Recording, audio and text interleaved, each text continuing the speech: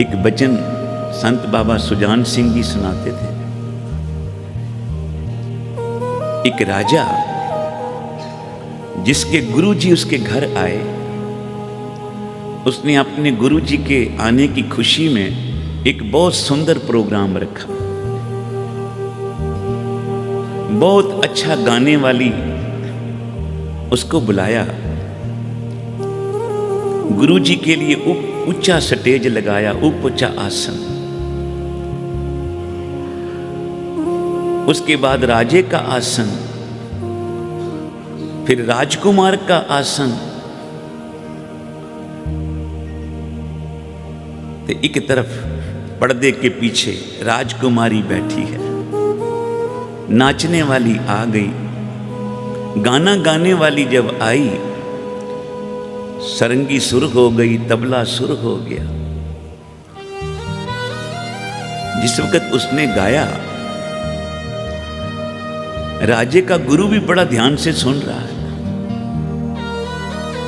रात इसी तरह बीत रही है। जिस वक्त रात ढलने लगी तो वो गाने वाली नर्तकी वो भी थक गई, उसके पैर कांपने लगे। तो पीछे से सुर श्लोक देने वाले ने कहा, भाई इसके तो पैर डगमगा रहे हैं, कहीं गिर गई तो राजा इनाम की बजाय सजा देगा। उसने एक श्लोक उच्चारा,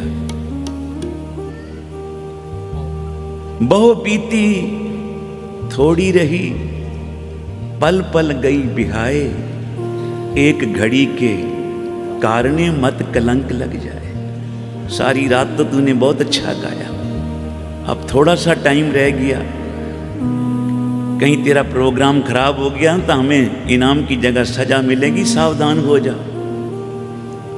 वो संभल गई नर्तकी। उसने वही श्लोक दोबारा राजे के गुरु के आगे आके पढ़ा, बहु बीती थोड़ी रही, पल पल गई बिहाए, एक घड़ी के कारणे मत कलंक लग जाए। राजे का गुरु सोचने लगा, चाहे ये वेश्वा है, नाचने वाली, पर इसने मुझे उपदेश दिया है कि सारी जिंदगी तो तूने वनों में रह के, जंगलों में रह के, नाम जप के, तपस्या करके बिताई, और अब अंत समय आके नाचने का, ये गाने का प्रोग्राम देख रहे हैं, कहीं तेरे जीवन को कलंक ना लग जाए। प्यार से बोलो श्री। राजे ने जितनी मोरें, जितना धन अपने गुरुजी के आगे रखा था ना, वो सारा ही उठा के गुरुजी ने उस वेश्वा की झोली में डाल दिया। उन्हें सारे जितने मोरा थी, पैसे थे, अपने साथियों को दिए, और फिर वहीं आके दोबारा श्लोक गाया। अब राजकुमार के आगे गाया, बहु बीती थोड़ी रही, पल पल गई बिहाए, एक घड़ी के कारणे मत कलंक लग जाए। तो राजे के बेटे ने अपने हाथ से कीमती मुंदरना हीरे का निकाला और वेश्वा की झोली में डाल दिया। ये गाने वालों को जहां से मिले ना पैसे, ये वही बात दोबारा दोहराते हैं। भाई श्रोते बड़े पसंद होके सुन रहे हैं। हीरे की अंगूठी भी अपने साथियों को दी, फिर आ गई जहां राजकुमारी बैठी थी ना पर्दे के पीछे, वहां जाके कहने लगी, बहु बीती थोड़ी रही, पल पल गई बिहाए, एक घड़ी के कारणे मत कलंक लग जाए। राजकुमारी ने गले से 9 लखा हार उतारा, वेश्वा की झोली में डाल दिया। अब ये चौथी बारी इसने दोहरा गाया। अब राजे के सामने बैठ के, बहु बीती थोड़ी रही, पल पल गई बिहाए, मत एक घड़ी के कारणे मत कलंक लग जाए। राजा कहने लगा, तूने एक ही दोहरा गा के हम सबको लूट लिया। मेरे गुरुजी से भी धन ले गई, मेरे पुत्र से भी हीरे की अंगूठी ले गई, बेटी ने मेरी 9 लखा हार दे दिया। तो एक वेश्वा हो के इतना कुछ ले मिल गया, अभी मन नहीं भरा, फिर बोलती है वही तो। राजे का गुरु खड़ा हो गया, कहने लगा राजन, इस नर्तकी को, वेश्वा को बुरा भला मत कहना, ये तो मेरी भी गुरु है। प्यार से बोलो श्री। इसने मुझे उपदेश दिया है कि सारा जीवन तूने बंदगी में गुजारा, नित्य में गुजारा, प्रभु की याद में गुजारा, थोड़ा सा समय रह गया, अब बुढ़ा हो गया, अब तू नाच गाने देखने के लिए यहाँ आ गया। जा अपना वापस आश्रम और अपना बाकी का जीवन भी उस प्रभु की याद में गुजार दे। उच्चारण करो श्री। बहु बीती थोड़ी रही, पल पल गई बिहाय। पल पल करके तेरी उम्र भी, अब थोड़ी सी उम्र रह गई है, कहीं देखना जीवन में कलंक ना लग जाए। तो राजा मैं तो चला अपने आश्रम वापिस, आज के बाद तेरे महलों में कभी नहीं आऊंगा, बाकी का जीवन प्रभु की भक्ति में गुजारूंगा। आज मुझे इस वेश्वा से उपदेश मिल गया। उपदेश कहीं से भी मिल सकता है, कमाने वाला हो। तभी राजकुमार खड़ा हो गया, कहने लगा पिताजी, आप मुझे राजभाग नहीं देते ना, बूढ़े हो गए जी, मुझे राजा घोषित नहीं किया आपने अभी तक। तो आज रात को मैंने प्लान बनाया था कि जब आज रात प्रोग्राम खत्म होगा, आप निंद्रा में होंगे, मैं अपनी तलवार से आपकी गर्दन काट दूंगा और इस राजभाग का राजा बन जाऊंगा।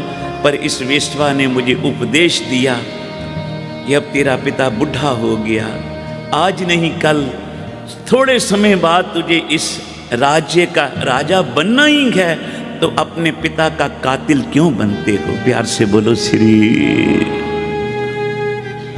बहु बीती थोड़ी रही, पल पल गई बिहाए, एक घड़ी के कारण मत कलंक लग जाए। क्यों कलंक लगाता है माथे पे अपने पिता के खून का, अपने पिता की हत्या का। तो मैंने सोचा नहीं, मैं ऐसा गुनाह नहीं करूंगा, मुझे समझ आ गई। तभी राजे की लड़की भी पर्दे से बाहर आ गई, कहने लगी पिताजी, इस वेश्वा ने मुझे भी उपदेश दिया।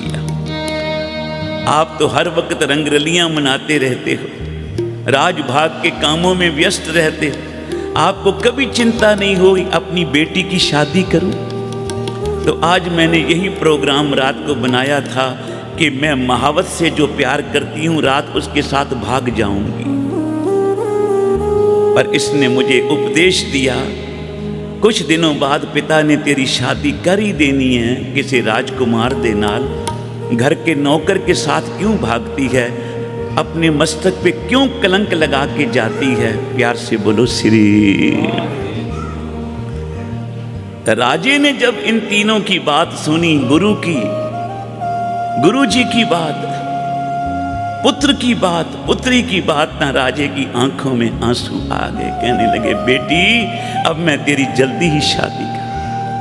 आज मुझे भी ज्ञान हो गया कि मैं इतना बुढ़ा हो गया, अभी भी रंगरलियां मना रहे हैं, ऐश प्रस्ती में पड़ा हूं, राजभाग के सुखों को ही भोग रहा हूं। अंत वेला याद नहीं आया तो मैं जो भी दिनों दिन मौत के नजदीक जाता जा रहा हूं। बेटा, कल सुबह ही मैं तेरा राज तिलक कर दूंगा और गुरु जी के साथ मैं भी आश्रम में जाके नाम जपूंगा। प्यार से बोलो श्री। साध संगत एक दोहरे ने जीवन पलट दिया।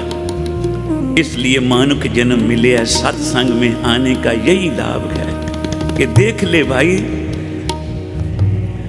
तू समझना में सारा जीवन रहना है, अगे भी दुनिया में नहीं, एक दिन तक चलना है। एक दिन बंदिया उठ चलना।